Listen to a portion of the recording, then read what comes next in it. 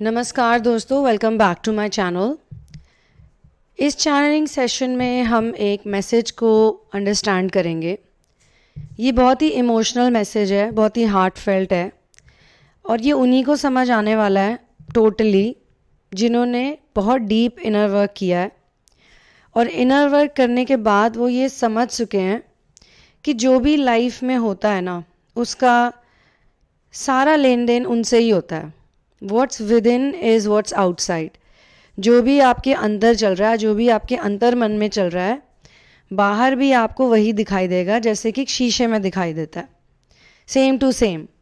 लेकिन क्योंकि पृथ्वी पे एक माया है, एक इल्यूजन है, ये माया जो है इंसान को तब तक उस चीज़ को डिकोड नहीं करने देती है जब तक कि इंसान उसके लायक नहीं बन जाता। तो यहाँ पे मैसेज कुछ ऐसा है कि तुमने मुझसे बदला लिया, तुमने मुझसे बदला लेना चाहा और बदला लेने की खातिर, बदला लेने के लिए जो भी चीज़ें की जाती हैं, ठीक है, बदला लेने के लिए आप जो भी साइलेंट ट्रीटमेंट देते हो, पनिशमेंट देते हो। ये चैनलिंग एक्चुअली हिंदी लैंग्वेज में ही आई थी। तो तुमने मुझसे बदला लेना चाहा और बदले में तुम मेरे ही बारे में सोचते रहे, सोचते ही जा रहे हो। किसी को 2 साल, किसी को 3 साल से कोई बदला ले रहा है, 4 साल से बदला ले रहा है। इस चैनलिंग में कुछ बहुत डीप मैसेजेस आए थे। सबसे पहला तो यह आया था कि जिस भी व्यक्ति की ये बात हो रही है, वो व्यक्ति आपसे बहुत प्यार करता है या करती है। वो आपके लिए बहुत ज़्यादा शुरू से ही डेडिकेटेड थे, डिवोटेड थे। लेकिन क्योंकि स्पिरिचुअल असेंशन नहीं हुआ था, स्पिरिचुअल वर्क ही नहीं करा था ज़्यादा, या करा भी था तो सिर्फ 50% तक किया होगा। आधे में ही यूजुअली लोगों को लगता है कि वो ट्विन फ्लेम से मिले हैं। वैसे तो बाय बर्थ लोग ट्विन फ्लेम्स होते हैं, जन्म से ही होते हैं। उनकी कुंडलिनी अवेकन हो जाती है लेकिन उसके बाद डॉर्मेंट हो जाती है। और कुंडलिनी को आगे बढ़ने के लिए पेन चाहिए, पेन, सफरिंग, डार्क मैटर चाहिए, डार्क मटेरियल चाहिए।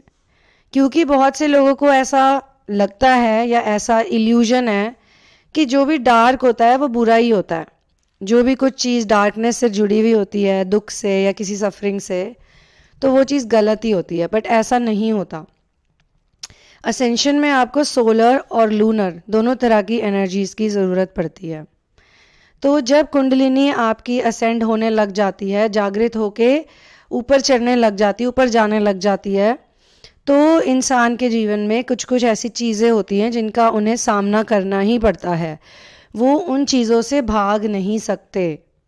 जितने भी लोग रनर्स की भूमिका निभाते हैं ना, उनको लगता है कि मैं भाग जाऊंगा या भाग जाऊंगी, कुछ बेटर कर लूँगा या कर लूँगी, कोई भी ऑप्शन ले लूँगा या ले लूँगी। It is not gender specific. Hindi language में समझाना पड़ता है, क्या करें। इंग्लिश में तो आप कह दो यू का मतलब भी गर्ल भी हो सकता है, बॉय भी हो सकता है। हिंदी में तो ऐसा है नहीं। तो रनर सोचता है कि मैं भाग जाता हूँ, भाग जाती हूँ और मैं सुखी हो जाऊँगा या हो जाऊँगी। लेकिन वहाँ जाके उस ऑप्शन को चूज़ करके उस नई जगह में जाके, रनर्स हमेशा वो होते हैं जो बहुत डरपोक होते हैं। अब चाहे कोई इसे पसंद करे इस बात को या ना करे, उनको बहुत डर होता है और उनको बहुत शर्म भी आती है। डर और शर्म, ये दोनों इनकी प्रॉब्लम्स होती हैं। इस वजह से ये कभी भी आगे नहीं बढ़ पाते। कई दफ़े उनको जो पार्टनर मिलता है वो बहुत स्पिरिचुअल होता है या बहुत ही अच्छा इंसान होता है, बहुत अमेजिंग होता है, लेकिन उस पार्टनर में कोई 1-2 चीज़ ऐसी होती है जिसकी वजह से समाज में उनको लगता है कि उनकी बेइज्जती हो जाएगी, उनकी इंसल्ट हो जाएगी। जैसे ट्विन फ्लेम वर्ल्ड में हम ये देखते हैं कि एज गैप का बड़ा प्रॉब्लम आता है कुछ लोगों को। उनका पार्टनर उनसे उम्र में बड़ा हो जाता है, तो जो दूसरा होता है, जो छोटा होता है, अगर तो वो लड़का है तो उसको भी लोग आके बोल सकते हैं कि तुम्हारी जो गर्लफ्रेंड है या तुम्हारी जो होने वाली पत्नी है या पत्नी है ऑलरेडी या पार्टनर है या जो भी उनका रिश्ता होता है, क्योंकि इसमें रिश्ता क्या है उससे फ़र्क नहीं पड़ता। वो तो एक सामाजिक रूप पे एक रिश्ता, असली रिश्ता तो इंसान का मन से होता है। मन के ही रिश्ते होते हैं, तन के रिश्ते नहीं होते कभी। तन के तो सिर्फ दिखावे के लिए होते हैं, समाज में रहने के लिए।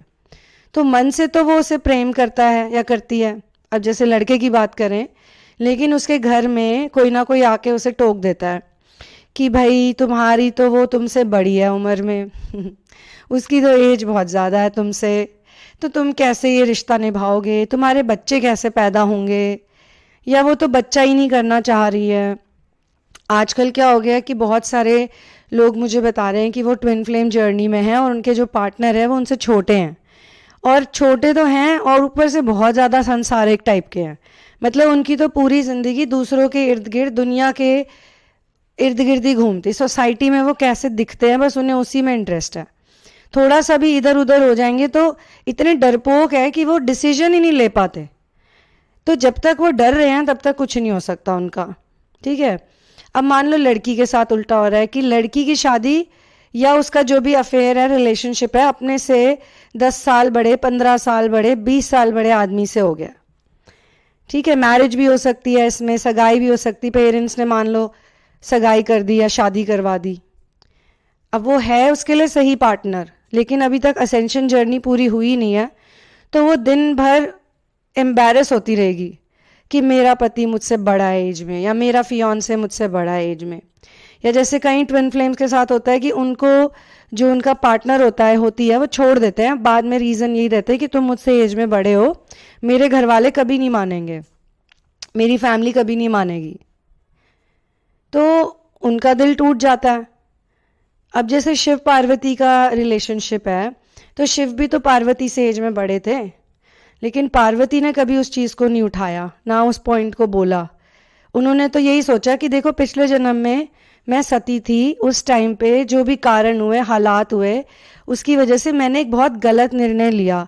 उस निर्णय का जो खामियाजा है वो सबसे ज़्यादा तो शिवा को ही भरना पड़ा, क्योंकि शिवा ने तो इतना पेन और सेपरेशन सहा था जिसकी वजह से वो बहुत कोल्ड हो गए। फिर उसी सेपरेशन को पार्वती को भी सहना पड़ा, क्योंकि तब शिवा मानने को तैयार ही नहीं थे, उन्होंने मना कर दिया, और उन्होंने भी ये बोला मैं तुमसे उम्र में बड़ा हूँ। तो उनको भी लगा कि यार मेरे को नहीं करनी अब राजकुमारी से बात, कोई भी राजकुमारी से मैं बात नहीं करूँगा।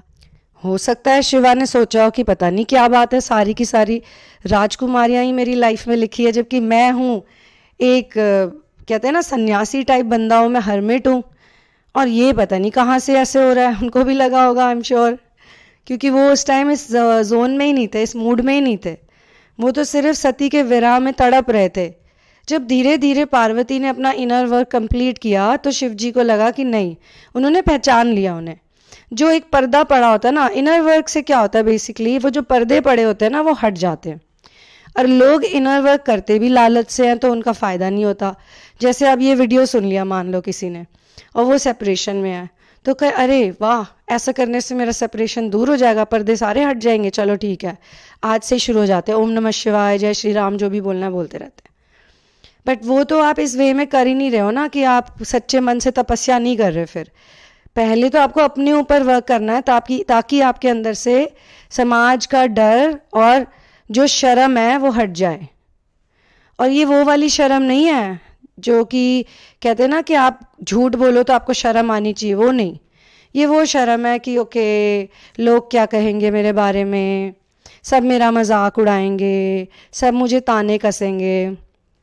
कई दफ़े ये अमीरी गरीबी में देखा जाता है कि पार्टनर इतना रिच नहीं होता है, पार्टनर के पास कोई गाड़ी नहीं होती है, कोई बंगला नहीं होता, कुछ नहीं होता, और दूसरे के पास बहुत कुछ होता है। तो दूसरा पहले तो सब सही चलता है, पर जहाँ मम्मी पापा से बात करी, जहाँ भाई बहनों को बताया या रिश्तेदारों को बताया, उन्होंने पूछा भाई वो कहाँ से है, क्या करता है, क्या करती है, जो भी उसका जेंडर है, तो बोले ये करता है। अच्छा, बस क्लर्क की नौकरी, एग्जीक्यूटिव की जॉब है।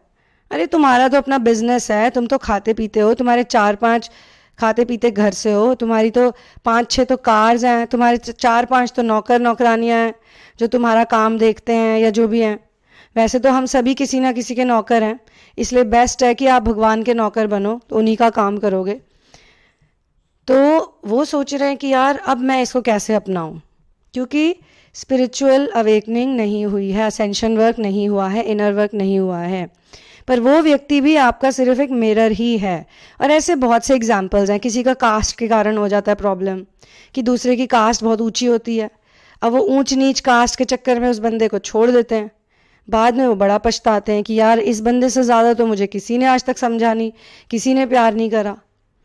तो ऐसे बहुत सारे सिचुएशंस आ सकते हैं जो कि आपके साथ भी हो सकते होंगे। एज होगा, कास्ट होगी, अमीरी गरीबी होगी, कोई और कलर होगा, कईयों के घर में तो कलर का भी होता है कि तुम्हारी पत्नी या तुम्हारा पति तो काला है या काली है। इंडिया में तो वैसे ही गोरे रंग को लेके सब बड़े एक्साइटेड हो जाते हैं, गोरा रंग ना हो गया पता नहीं क्या हो गया, गोरा बनने के लिए पता नहीं क्या क्या करते हैं, अटेम्प्ट्स करते हैं, ट्राई करते चीज़ें, बन नहीं पाते, कई दफ़े बन जाते हैं। आजकल तो कॉस्मेटिक प्रोसीजर्स भी बहुत हैं, पर वो असली थोड़े ना होता है, वो तो बाहर का होता है, ऊपरी दिखावा। अंदर से तो आप अभी भी अपने आप को काला ही समझ रहे हो, क्योंकि आपने ऊपर से कोई कलर फाउंडेशन लगा लिया या कोई कॉस्मेटिक प्रोसीजर कर ली, अंदर की हीन भावना तो अभी तक गई नहीं। अंदर से आपने अपने उस काले रंग को एक्सेप्ट ही नहीं किया जो आपको भगवान ने दिया है। ठीक है, तो अब इस चैनलिंग की जो मेन एनर्जी है उस पर आ जाते हैं। थोड़ी बहुत जो दूसरी एनर्जीज भी थी इससे जुड़ी हुई, अब मेन एनर्जी पे आते हैं कि चलो जो बाकी चीज़ें हुई वो तो सामाजिक रूप से हुई, सामाजिक कुरीतियों के कारण, सोसाइटल फ्लॉज के कारण हो गई, जिसकी वजह से जो व्यक्ति आपको बहुत पसंद करता था, मान लो जो लड़का है उसको शुरू से ही अपने से बड़ी उम्र की लड़कियों के साथ अट्रैक्शन होता था, मान लो, ठीक है, अब उसे अट्रैक्शन तो हो रहा है, लेकिन उसे शायद इसलिए भी अट्रैक्शन हो रहा होगा क्योंकि वो अपनी उम्र के लोगों से ज़्यादा मैच्योर है। तो ऑब्वियसली उसके दोस्त भी खुद से बड़े बन रहे हैं, जो सेम सेक्स के बन रहे हैं, जो फ्रेंड्स बन रहे हैं, और जो लड़कियां उसे पसंद आ रही वो भी उससे बड़ी हैं। तो इसमें वो क्या कर सकता है, बट वो ये सब सोचेगा नहीं। पहले तो उसे बहुत अच्छा लगेगा, वाओ मेरी तो हमेशा ऐसे ही होता है, फर्स्ट टाइम चलो अब मेरा रियल रिलेशनशिप हो गया, मुझे किसी से प्यार हो गया, ये है वो है।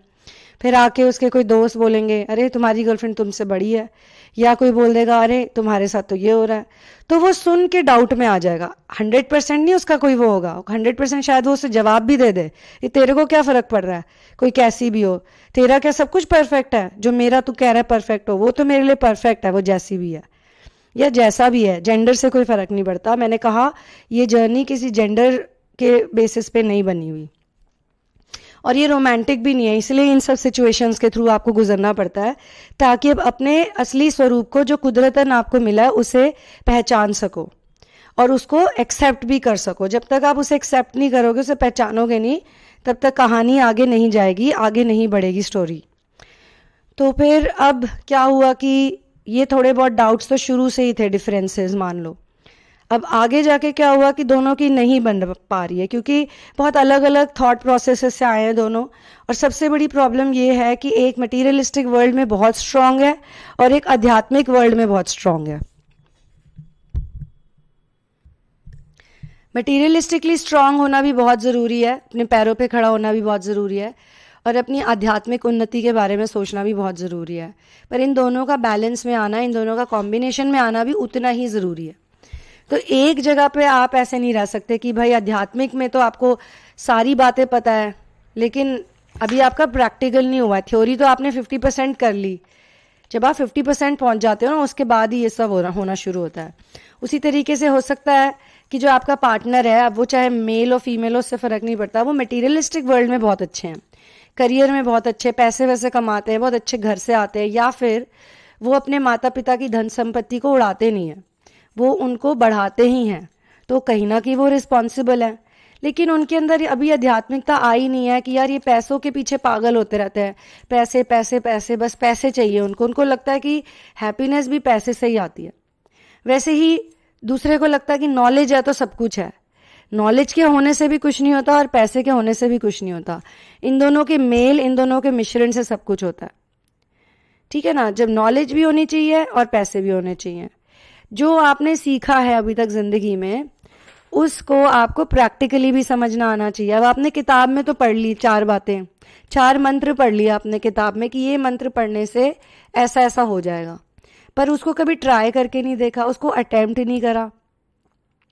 डॉक्टर के पास गए, डॉक्टर ने आपको एक रसीद में 5 दवाइयां लिख के दे दी और आप बस उन दवाइयों का ही गुणगान गा रहे हो, पर आप दवाई खा ही नहीं रहे हो, तो आगे बात कैसे बढ़ेगी।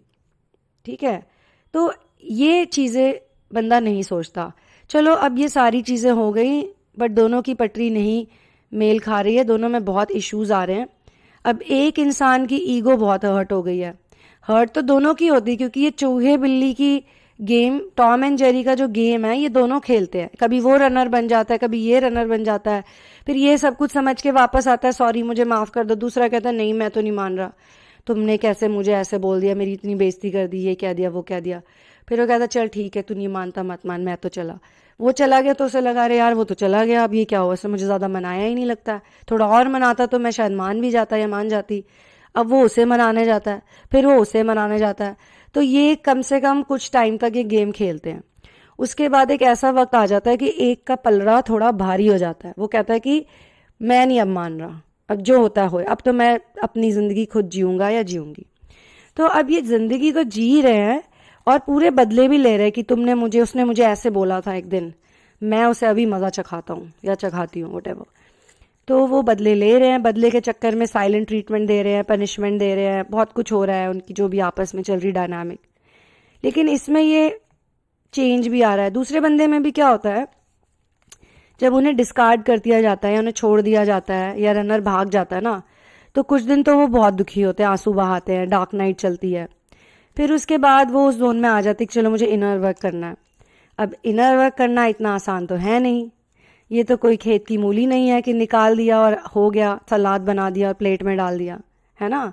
जब इनर वर्क करता है बंदा तो अच्छे अच्छों के पसीने छूट जाते हैं, अच्छे अच्छों को नानी याद आ जाती है। फिर वो क्या करते हैं, इनर वर्क करते ही नहीं है। फिर वो क्या करते हैं, उसको ही कोसते रहते हैं, उसने ऐसे किया, उसने वैसे किया। अगर उसने ऐसा वैसा इतना किया तो तुमने भैया 3-4 साल क्यों बर्बाद कर दिया उसके पीछे, वो इतना ही बुरा व्यक्ति था या जो भी था।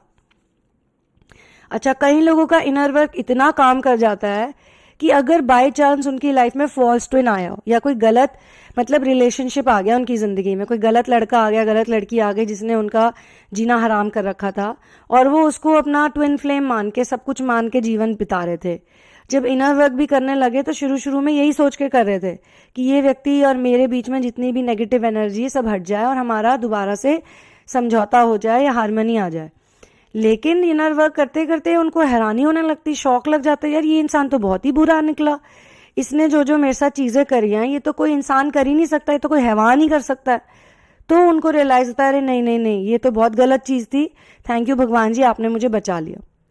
ठीक है, एक तो ये होता है। कईयों के केस में होता है कि वो इतने ज़्यादा स्टबन हो जाते हैं कि वो कहते हैं अब मैं भी नहीं मानने वाला, वो इतने, या कहते हैं कि अब मेरी शर्तें हैं, ऐसे करो ऐसे करो। तो अलग अलग सिचुएशंस होती, सही और गलत कुछ भी नहीं है, वो तो आपके ऊपर डिपेंड करता है। इसलिए मैं कहती हूँ कि पर्सनल सिचुएशन पर्सनल सेशंस में ही डिस्कस हो सकती हैं। कलेक्टिव रीडिंग में तो हम आपको मेन चीज़ें बता सकते हैं कि ऊपर ऊपर ये चल रहा है। ठीक है, असली तो अब जब, क्योंकि हर इंसान का कॉन्टेक्स्ट अलग होता है, मेरा कॉन्टेक्स्ट अलग होगा, आपका कॉन्टेक्स्ट अलग होगा, पड़ोसी का अलग होगा, और उसके कॉन्टेक्स्ट के हिसाब से ही उसको चीज़ करनी चाहिए। ठीक है, अगर उसके केस में ऐसा है कि नहीं उसे हार मान लेनी चाहिए, उसे सरेंडर कर देना चाहिए, ठीक है, उसे पता चल जाना चाहिए कि यार इस व्यक्ति से ही है मेरा जो भी है कनेक्शन, तो अब मैं इसी को एक्सेप्ट कर लेता हूँ या कर लेती हूँ। दूसरा, हो सकता है उसके केस में ऐसा ना होना, उसके लिए कोई अलग बंदा बना हो या बंदी बनी हो, है ना, उसके लिए कोई और ही नया पार्टनर रखा हो भगवान ने दिमाग में। तो इन सारी चीज़ों की क्लैरिटी इनर वर्क से मिलती है।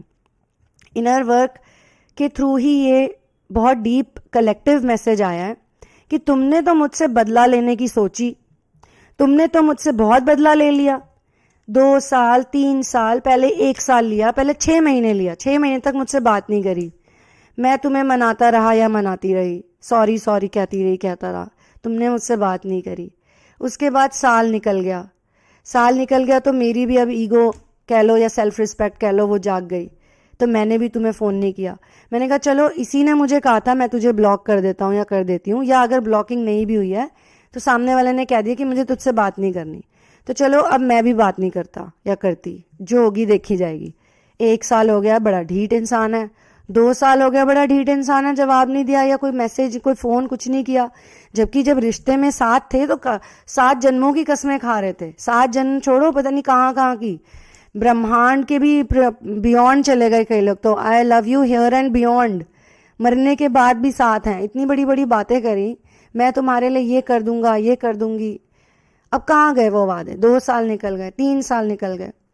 तो अब यार ये इंसान सोच रहा है जो इनर वर्क कर रहा है, मान लो कि यार 3 साल से हो गया, 3-4 साल हो गए, अभी तक कुछ हुआ नहीं, यानी कि सामने वाले व्यक्ति को कोई उसे सीख नहीं मिली। अब मान लो अगर वो एक दूसरे के टच में है, म्यूचुअल फ्रेंड्स में है, कई लोग मुझे आके बताते हैं कि उन्होंने किसी से शादी कर ली और क्या हुआ 3-4 साल में, जब तक आप उनके पीछे पड़े थे तब तक तो लगता था वो बहुत खुश हैं। जिस दिन आपने पीछे पड़ना छोड़ दिया, अपने आप न्यूज़ आने लग गई किसी ना किसी के थ्रू, कोई ना कोई बात पता चलने लग गई कि यार वो तो बहुत दुखी है।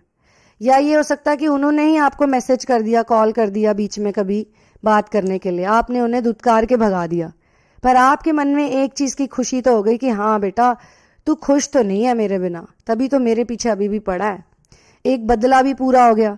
तो बदला तो हर कोई ले रहा है कि हाँ तूने मुझे धुतकारा था, आज मैं तुझे धुतकारता हूँ या धुतकारती हूँ, जो भी है। Get away from me, get lost. लेकिन अब ये कितने दिनों तक चलेगा? अब दोनों एक दूसरे को धुतकार चुके हैं, दोनों साइलेंट भी हो गए, दोनों ने बदले भी ले लिए।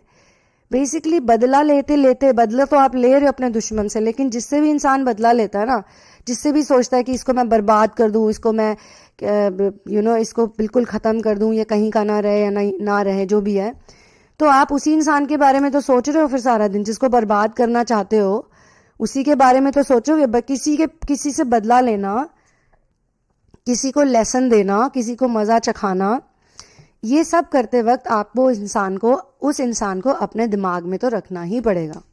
तभी तो हम भी कहते हैं ना कि सरेंडर कर दो। सरेंडर करके ये सब छोड़ो, अपना मिशन वर्क करो, अपने काम काज पे ध्यान दो, अपनी लाइफ पे ध्यान दो, खुद पे फोकस करो, अपनी हेल्थ बनाओ, अच्छा खाना खाओ, टाइम पे सो, सही चीज़ें करो, माया के पीछे मत भागो।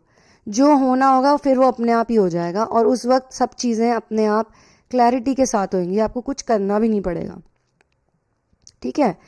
तो इंसान नफरत भी कई दफ़े कहते हैं सबसे ज़्यादा उसी से करता है जिससे उसने कभी बहुत प्रेम किया हो, कभी उसको बहुत पसंद किया हो, कभी बहुत लाइक किया हो, और वो सामने वाले ने उसकी कोई एक्सपेक्टेशन पूरी नहीं करी। या अब ये हमेशा प्यार में नहीं होता है, प्यार मतलब रोमांस में नहीं होता है।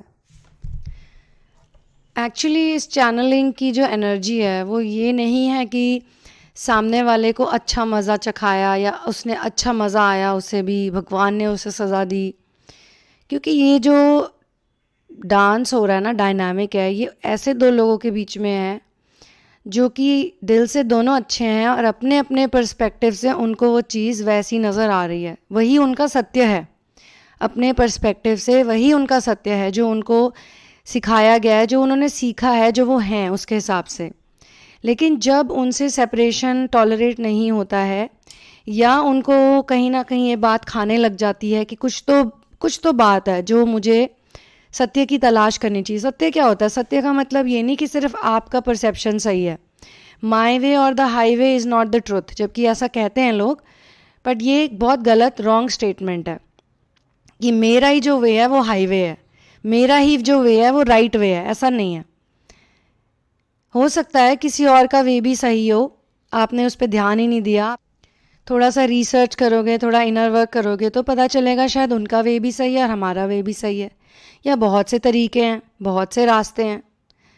एक जगह पे पहुंचने का खाली एक रास्ता तो हो नहीं सकता, बहुत से रास्ते हैं। ये वो वाली टेक्निक है कि जाना आपको ट्रुथ पे ही है, सत्य पे है, जाना आपको लव पे है, लेकिन आप अनकंडीशनल लव के रास्ते में कैसे जाते हो तो अलग अलग लोग अलग अलग लेसन्स अलग अलग तरीक़ों से सीखते हैं। कोर एक ही होता है बट लेसन्स और सिचुएशंस अलग अलग होती हैं। तो यहाँ पे ये नहीं है कि यार उसे भगवान ने अच्छा लेसन दिया, नहीं। यहाँ पे बहुत बात अलग है और बहुत डीप है। ये बात वही लोग समझेंगे जिन्होंने बहुत डीप लेवल पे इंसान के इमोशंस को समझा है, मिसअंडरस्टैंडिंग्स को समझा है, ईगो को समझा है, ईगो क्या चीज़ है, सेल्फ रिस्पेक्ट को समझा है। सारी चीज़ों को समझ के उन्हें समझ में आई है ये बात। समझ के समझ को समझो, समझना भी एक समझ है। तो इसे हम मजाक के रूप में बोलते थे पहले बचपन में। तो पर ये है बड़ी डीप बात कि समझ के समझ को समझो। जब इंसान को बात समझ में आने लगती है कि यार जो मुझसे बदला ले रहा है, जो मुझसे इरिटेटेड है, जो मुझसे चिढ़ा पड़ा है, जो मुझसे बात नहीं करना चाह रहा, शायद वो इसलिए मुझसे बात नहीं करना चाह रहा क्योंकि उसने मुझे कुछ और समझा था। उसने अपने मन में मेरा एक बहुत सुंदर चित्र बनाया था, मुझे बहुत अलग रूप में देखा था। और देखिए अगेन मैं ये चीज़ स्ट्रेस करना चाहूँगी कि जो चीज़ आपकी नज़र में सुंदर है वो ज़रूरी नहीं दूसरे की नज़र में सुंदर हो। आपको सांप को देख के डर लगता है, आपको लगता है ये जहरीला है, हो सकता है किसी और को देख के लगता है अरे वाह इसकी कितनी अच्छी डिज़ाइन है इसके बॉडी पे, ये तो बड़ा यूनिक सा क्रीचर है, ऐसे रेंग रेंग के जा रहा है। कोई बच्चा है वो सांप को देख के चीखे मार रहा है, मम्मी सांप आ गया, सांप आ गया, सांप आ गया। उसकी माँ भी आती, सांप आ गया, सांप आ गया।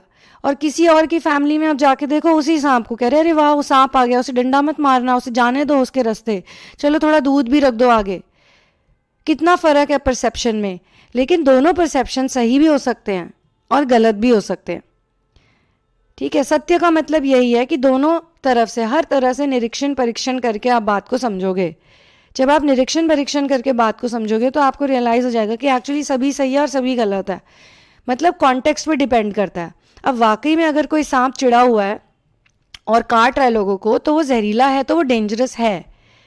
और अगर ऐसा नहीं है, मान लो कोई सांप है, बेचारा भोला भाला सांप जा रहा है अपनी जान बचाने के लिए, उसकी खुद की जान के लाले पड़े हैं, उसके पीछे भी कोई कुत्ता पड़ गया या भेड़िया पड़ गया या कुछ पड़ गया, वो अपनी जान बचा रहा है, रास्ते में किसी ने सांप को देखा और उसी को डंडा मार दिया और उसका ही वहीं पे जीवन खत्म कर दिया, तो ये गलत हो गया ना। या मान लो जहरीला सांप है और आप उसके बड़े नाग देवता के भक्त बन रहे हो, उस वक्त उसके आगे चले गए, हे नाग देवता मुझे अपना आशीर्वाद दो, उसने ऐसे डंक मारा, डस लिया, ले आशीर्वाद। लेकिन जब आप इनर वर्क करोगे ना तो सांप तो क्या, आपके आगे जो भी चीज़ होगी आपको उसकी एनर्जी पूरी की पूरी पता चल जाएगी। आपको समझ में आ जाएगा कि यार ये क्या चीज़ है, इसके मन में क्या भाव है इस वक्त, ये अभी डिस्टर्ब नहीं होना चाहता, ये अभी डिस्टर्ब्ड है या नहीं है। या जैसे कई लोग होते हैं जो बहुत अच्छा इनर वर्क करते हैं ना, वो क्या करते हैं, वो कहते हैं एक कान से सुनो दूसरे कान से निकाल दो। ये भी बहुत अच्छा तरीका है, ओम इग्नोराय नमः, इग्नोर करते रहो। लेकिन हर जगह पे ओम इग्नोराय नमः नहीं चलता, हर जगह पे एक कान से सुनो दूसरे से निकाल दो नहीं चलता। जहाँ पे चलता है वहाँ चलाना है सिक्का। जो सिक्का आपका जहाँ चलाना है आप उसे वहाँ चलाइए, गलत सिक्के को गलत जगह पे मत चलाइए। जहाँ पे चुप रहना है वहाँ पे कई लोग बोलते रहते हैं, और जहाँ पे बोलना है वहाँ पे चुप हो जाते हैं। जहाँ पे एक्शन लेना होता है वहाँ पे कोई एक्शन ही नहीं लेते। इतने डरपोक होते हैं कई लोग, और इतने दुनिया से, समाज के इतने वो होते हैं, नौकर कह लो, गुलाम कह लो, सारी जिंदगी पैदा होने से लेके मरने तक पूरी जिंदगी बस समाज की गुलामी करते रहते हैं। अब वो चाहे समाज सही हो या गलत हो, और उस समाज को छोड़ के भी नहीं जाते, कहीं रहते भी उसी गंदगी में, उससे आगे भी नहीं बढ़ते, पता नहीं क्यों। जब आपको पता है ये गंदगी है, कूड़ा करकट है, तो आप उससे हटोगे ना या उसे साफ करोगे। तो हर जगह पे ये एक ही चीज़ नहीं चलती। यही है माया का एक बहुत बड़ा लेसन कि आप हर चीज़ को, हर पीस को, हर पजल के टुकड़े को आप नहीं यूज़ कर सकते हो। आपको वही टुकड़ा लगाना है जिससे पजल पूरा होता है। तो इस चैनलिंग में जो भाव है वो ये है कि व्यक्ति ये समझ गया है कि जो मुझे पनिशमेंट दे रहा है, जो मुझसे बदला ले रहा है या ले रही है, जिसका जो भी जेंडर है, असल में वो व्यक्ति मुझसे बहुत प्रेम करता है या करती है। असल में उसके मन में मेरे लिए बहुत डिफरेंट ओपिनियन था या है, और हो सकता है मैंने उनको हर्ट कर दिया हो, मैंने उनकी एक्सपेक्टेशन को पूरा ना किया हो, तो वो मुझसे नाराज़ होकर बिगड़ के बैठ गए हैं। तो ठीक है, जब तक नाराज़ हैं तब तक नाराज़ रहने दो, क्या कर सकते हो। अगर कोई नाराज़ है, आपसे बात नहीं करना चाहता, तो ये भी तो सही नहीं है उसको जाके उसके आगे डांस करते रहो, उसको समझाते रहो, hey you, I know you love me. मैंने तो चैनलिंग में सुना था, जो सुना मून है ना, वो कह रही थी कि तुम तो मुझसे बहुत प्यार करते हो, एक्चुअली में बस ऊपर ऊपर से नाटक कर रहे हो। कहेगा कौन सुना मून, कौन सी चैनलिंग ये क्या हो रहा है, गेट लॉस्ट, मुझे तुमसे भी बात ही नहीं करनी कुछ। तो आप उनको छोड़ दो और आप अपने पे ध्यान दो। बिल्कुल पार्वती जी का आप जो है एग्जाम्पल अपने ऊपर डालो। उन्होंने शिव जी को बहुत समझाया और वो सही थी। सबसे इंटरेस्टिंग बात इस पूरी स्टोरी में जो है वो ये है कि शिव जी को जब वो कन्विंस करने गई, मनाने गई, शिव जी को 100% लग रहा था कि ये लड़की पता नहीं क्या बहकी बहकी बातें कर रही है, पता नहीं इसे क्या हो गया, और वो उन्हें रॉन्ग समझते रहे। लेकिन अपनी नज़र से शिव भी सही थे, क्योंकि वो पत्नी व्रता थे, क्योंकि वो एक हर्मिट थे, क्योंकि उन्हें अकेले रहना पसंद था, वो एनिमल्स के साथ रहते थे, वो दुनियादारी नहीं करते थे, वो ड्रेडलॉक्स बनाते थे, ठीक है, वो बहुत सी ऐसी चीज़ें करते थे जो आज के ज़माने में भी लोग शायद करने से डरेंगे, जो वो उस ज़माने में कर रहे थे। तो उनको भी लगा कि पता नहीं ये क्यों मेरे पीछे पड़ी है, इसका और मेरा तो स्टैंडर्ड ही नहीं मिलता है, इस लड़की का और मेरा। और एक और राजकुमारी आ गई, आप समझ रहे हो। अब पार्वती जी ने भी फिर वही, उनके हिसाब से भी वो सही थी कि उनको तो दिख रहा था, उनको तो पता था यही मेरे सब कुछ है। अब लेकिन मान ही नहीं रहे, तो कितना मनाए यार, कितना पीछे पड़े किसी के। छोड़ दो फिर, चलो रेस्ट करने दो उन्हें, अपना काम करने दो, मैं अपना काम करती हूँ। और वो अपना इनर वर्क में बिजी हो गई। उसके बाद उन्हें याद भी नहीं रहा कुछ।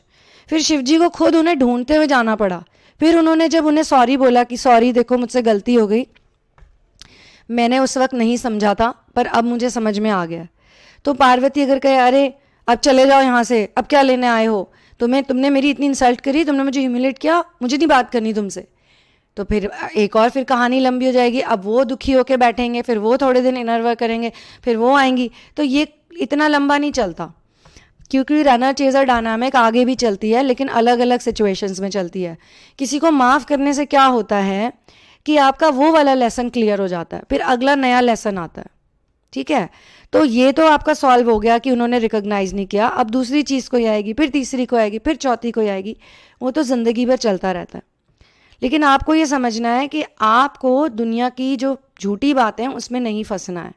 जो दुनिया में बताया जा रहा है कि शादी ऐसे होनी चाहिए, बच्चे ऐसे होने चाहिए, पढ़ाई ऐसी होनी चाहिए, जॉब ऐसी होनी चाहिए, फलाना ढिमकाना जो भी है, मेडिकल ट्रीटमेंट ऐसा होना चाहिए, कैंसर का ट्रीटमेंट तो सिर्फ कीमोथेरेपी से ही हो सकता है और तो कुछ हो ही नहीं सकता, ये गलत धारणा है। हो सकता है कीमोथेरेपी किसी किसी को यूज़ हो जाती हो, किसी के काम आ जाती हो, हर किसी के काम नहीं आती। हो सकता है किसी का जड़ी बूटियों से इलाज हो जाए, और हो सकता है किसी का जड़ी बूटियों से हो ही ना, किसी का सिर्फ गौमूत्र पी के इलाज हो जाए।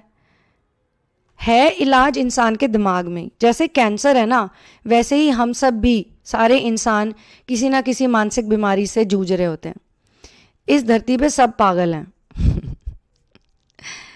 इस धरती पे सबको कोई ना कोई डिसऑर्डर है आज की दुनिया में, क्योंकि हम इस दुनिया में जो रह रहे हैं इसमें कलयुग का बहुत प्रभाव है। कल युग का मतलब, ये मुझे डाउनलोड में बताया गया था, ये मैंने किसी बुक से नहीं पढ़ा, तो चाहूँ तो मैं इस पर कॉपीराइट भी लगा सकती हूँ, तो अभी मैं बोल देती हूँ, कल को कोई चुरा ले लाइन मेरी चुरा ले तो चुरा ले, क्या फ़र्क पड़ता है, मैसेज इंपॉर्टेंट है। बट ये लाइन मुझे डाउनलोड में मिली थी, ये मैं क्लैरिफाई करना चाहती हूँ। मुझे डाउनलोड्स बहुत सारे मिलते हैं, वक्त वक्त पे मिलते हैं, और मैं बहुत शुक्रगुजार हूँ अपने मास्टर्स की और अपने स्पिरिट गाइड्स की, जो मुझे बचपन से इतना मुझे हेल्प कर रहे हैं मेरी जर्नी में। मुझे एक एक सवाल का बहुत टाइम टू टाइम और टाइमली, कई बार तो इमीडिएटली जवाब दे देते हैं। अभी पूछा मैंने रोते रोते सवाल, और 5 मिनट में भी, 5 मिनट से कम में ही मुझे जवाब मिल गया। ऐसे भी हो जाता है कभी कभी। तो बहुत ब्यूटीफुल है, बहुत फैसिनेटिंग है ट्विन फ्लेम जर्नी, बहुत मैजिकल है। जिसने समझ ली उसकी लाइफ सॉर्टेड है, उसको आगे कुछ नहीं करना फिर।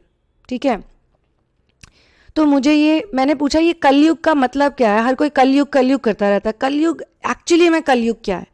तो उन्होंने बोला कलयुग वो समय होता है जिसमें इंसान अपने कल में जीता है। वो येस्टरडे भी हो सकता है, वो टुमारो भी हो सकता है, वो भूतकाल का कल भी हो सकता है, वो भविष्य काल का कल भी हो सकता है, पर वो व्यक्ति अपने आज में बिल्कुल नहीं जीता। और जब बहुत सारे लोग कलेक्टिवली सारे के सारे यही करने लग जाए तो सब के सब कलयुग में जी रहे हैं। किसी भी इंसान को ये नहीं पता कि आज मेरे पास क्या क्या है, इस वक्त मैं कितना संपन्न हूं, कितना सुखी हूं, कल क्या होगा, मेरी बेटी की शादी कब होएगी, मुझे ये जॉब कब मिलेगी, मेरा ये कब होगा, वो हो गया टुमारो जो फ्यूचर है। फ्यूचर से रिलेटेड सारे थॉट्स आपको एंग्जाइटी देंगे हमेशा। Future creates anxiety and past creates depression. कई लोगों को लगता है उन्हें डिप्रेशन है, होती उन्हें एंग्जाइटी है, डॉक्टर उन्हें एंग्जाइटी की दवाई दे देता है, जबकि वो डिप्रेशन के मरीज होते हैं, वो और डिप्रेस हो जाते हैं। और जिनको एंग्जाइटी है उनको डिप्रेशन का इलाज करने लग जाते हैं। क्योंकि जितने भी साइकेट्रिस्ट और साइकोलॉजिस्ट हो गए या फिजिशियंस हो गए, इनमें से बहुत कम लोग ऐसे होते हैं जिन्होंने आध्यात्मिकता की पढ़ाई करी होती है। तभी तो कहते हैं ना कि सारे डॉक्टर्स तो चोर होते हैं, सारे पुलिस वाले बुरे होते हैं, लेकिन कोई कोई बड़ा अच्छा होता है।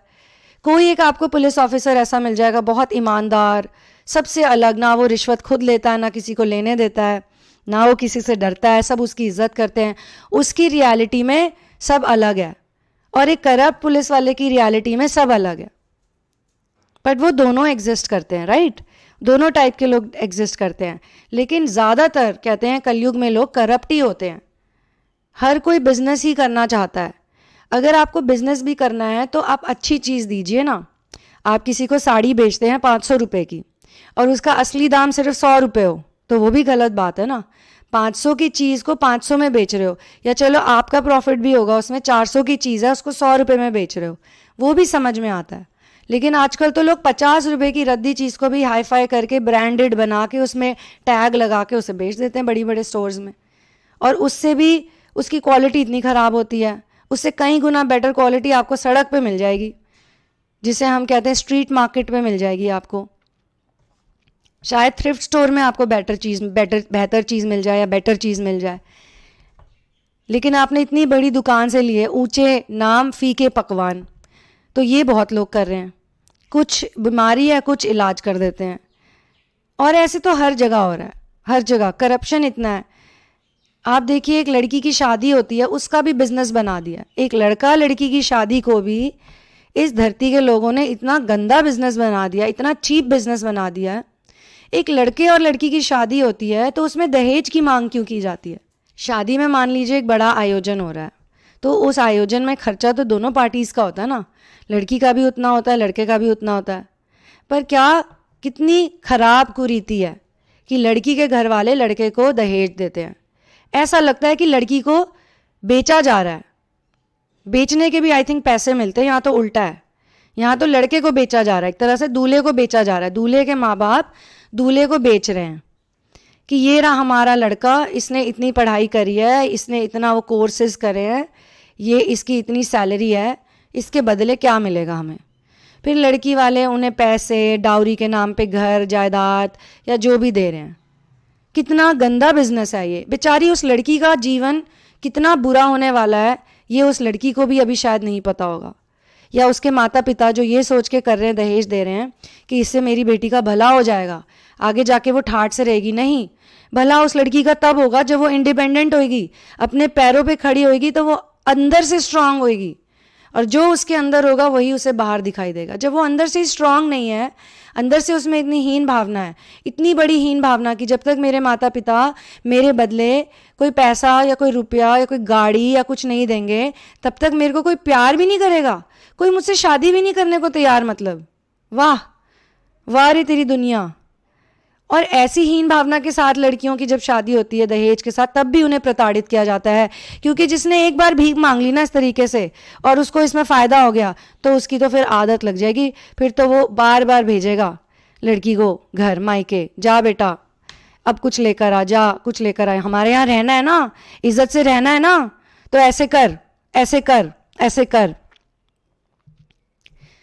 तो इस तरह की बहुत सी कुरीतियाँ हमारे समाज में हैं, हमारे वर्ल्ड में हैं, और इन कुरीतियों का असर अच्छे खासे लोगों पे भी हो जाता है, क्योंकि बचपन से वो इन चीज़ों को सुनते और देखते हुए आ रहे हैं।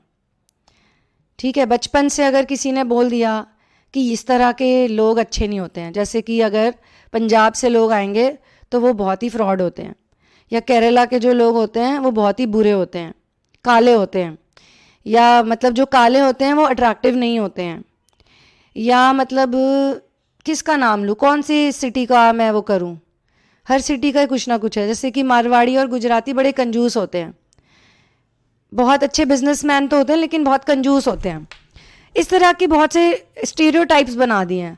अब आप शायद जानोगे, जब आप गुजरातियों के घर जाओगे तो पता चलेगा वो तो वेजिटेरियंस होते हैं, बहुत सिंपल होते हैं। पंजाबीज़ होते हैं, उनका दिल बहुत बड़ा होता है, उनको हमेशा मस्ती के मूड में रहते हैं, वो डांस गाना खाना पीना लोगों को बुलाना, अच्छी क्वालिटीज़ भी सब में है। साउथ इंडियंस होते हैं, बहुत एजुकेटेड होते हैं, पढ़ाई लिखाई पे बहुत ध्यान देते हैं, बहुत सीधे साधे होते हैं, उनके घर बहुत सिंपल होते हैं। आज भी 21वीं सदी में भी केरला में मैंने देखे ट्रैवल करते वक्त, वहाँ पे बहुत सारे घर ऐसे होते हैं जो मड हाउसेज होते हैं। आप चाहो तो मेरे व्लॉग्स देख सकते हो, उसमें मैंने उज्जैन का व्लॉग डाला है, केरला का व्लॉग डाला है। बहुत सिंपल घर होते हैं शहरों में भी, जबकि और शहरों में आप जाओ तो कितना शो ऑफ है। तो ये जो शो ऑफ है, ये जो बातें हैं, ये जो प्रॉब्लम्स हैं, ये क्या डिवाइन मैस्कुलिन और फेमिनिन की लाइफ में नहीं होती हैं? उनको भी होती हैं। वो इन चीज़ों से जूझते हैं, उन चीज़ों से लर्न करते हैं, और बहुत सालों तक इन चीज़ों के प्रभाव में भी रहते हैं। जब एक दूसरे से मिलते हैं, जब सेपरेशन में, विरह की अग्नि में जब जलते हैं, इसीलिए कहते हैं कि पेन बड़ी अच्छी चीज़ है। जिसने पेन को एंजॉय करना सीख लिया दोस्तों, वाह जी वाह, उसकी लाइफ तो जैसे मैंने कहा सॉर्टेड हो जाएगी, सॉर्ट आउट हो जाएगा सब कुछ।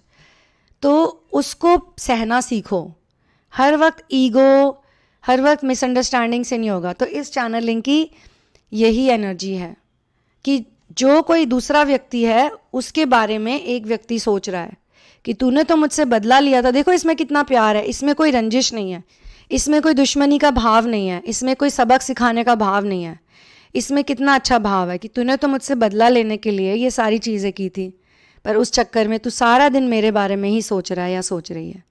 कई लोग ऐसा करते हैं, उनका किसी से रिश्ता पूरा नहीं हो पाता, या उनको कोई पसंद आ जाता है, पसंद तो आ गया पर सामने वाले ने उसे अपनाया नहीं। हो सकता है अपनाया हो, किसी और रूप में अपनाया हो, कोई और रूप में भी तो लोग अपना सकते हैं। ज़रूरी थोड़ा ना है कि वही एक ही रिश्ता है, एक ही रिश्ते को आपने समझ लिया सब कुछ। हो सकता है स्टूडेंट के रूप में अपना लिया हो सकता है दोस्त के रूप में अपना लिया हो, सखा सखी बन गए हो, फ्रेंड्स बन गए हो, लेकिन दूसरे के मन में लालच इतना है कि मुझे तो इस इंसान को ऐसे ही पाना है जैसे मैं चाहता हूँ या चाहती हूँ। अब वो उसे पा नहीं पाता या पाती, उसके बाद वो जगह जगह उसकी बुराई करे, सारी दुनिया में उसका मजाक उड़ाए, सारी दुनिया में उसकी नाक कटवा दे, उसकी इज्जत का ढिंडोरा पीटे, बेइज्जती करे, गलत गलत शब्द बोले, अपशब्द बोले, बिना सोचे समझे कि ये सब करने से सबसे ज़्यादा तो तुम ही सफ़र कर रहे हो, वो तो मज़े से बैठा है या बैठी है, तुम ही जल रहे हो आग में। इतनी आग जली है कई लोगों के अंदर, इतनी आग लगी है, क्या बोले, सारा दिन प्लानिंग करते रहते हैं, बस मंसूबे बनाते रहते हैं। थैंकफुली ट्विन फ्लेम्स इतनी बुरी हालत में नहीं होते हैं।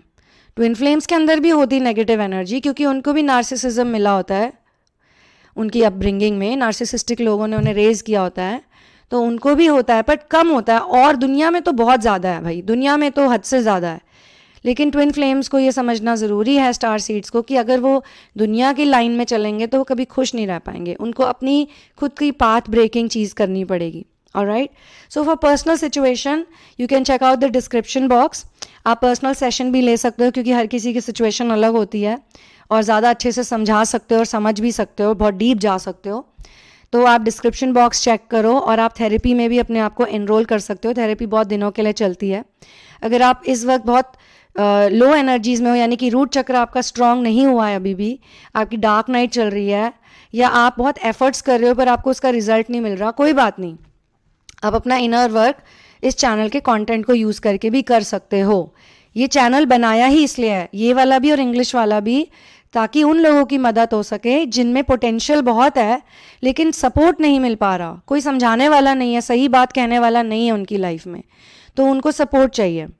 अगर आप हमें सपोर्ट करना चाहते हैं, मेरे कंटेंट को सपोर्ट करना चाहते हैं, तो आप पेट्रियन में मुझे सपोर्ट कर सकते हैं, और उसमें भी आपको कोई फ़ायदा मिलेगा, और वो ये है, ये कंटेंट तो बनता ही रहेगा, इस कंटेंट को बनाने के लिए भी मोटिवेशन मिलेगी। दूसरा मतलब मुझे मिलेगी मोटिवेशन, मुझे वैसे ही है मोटिवेशन, बट ठीक है, कुछ लोगों को ये भी करना चाहिए। आप अपने रूट चक्र को और डेवलप करो, उस पर वर्क करो, अपनी स्टडीज़ करो, इसको भी एक स्टडी की तरह लो, ये मेटाफिजिकल नॉलेज है, इसको भी आप स्टडी की तरह करो, तभी आप आगे बढ़ोगे। तो जो भी पेट्रियन में मेरी मेंबरशिप लेता है उस व्यक्ति को हर महीने एक जूम क्लास मिलती है, जो कि एक ग्रुप क्लास होती है, ग्रुप डिस्कशन होता है। ये हिंदी, इंग्लिश और बाइलिंगुअल सबके लिए होता है। तो ज़्यादा लोग होंगे तो ही ग्रुप क्लास बनेगी ना, 2-4 लोगों में ग्रुप क्लास करने का कैसे मज़ा आएगा। इसलिए ज़्यादा से ज़्यादा लोग इसमें पार्टिसिपेट करिए। इसकी फ़ीस बहुत कम रखी गई है जानबूझ के, ताकि कोई भी इसे अफोर्ड कर सके। बाकी as I said, inner work is a lifestyle, ये तो आपको रोज़ ही करना है, आखिरी सांस तक आपको इनर वर्क करना है, मरते दम तक। शुरू में दूसरे की हेल्प की ज़रूरत पड़ती है, और धीरे धीरे बंदा फिर इंडिपेंडेंट हो जाता है, फिर खुद ही करता रहता है।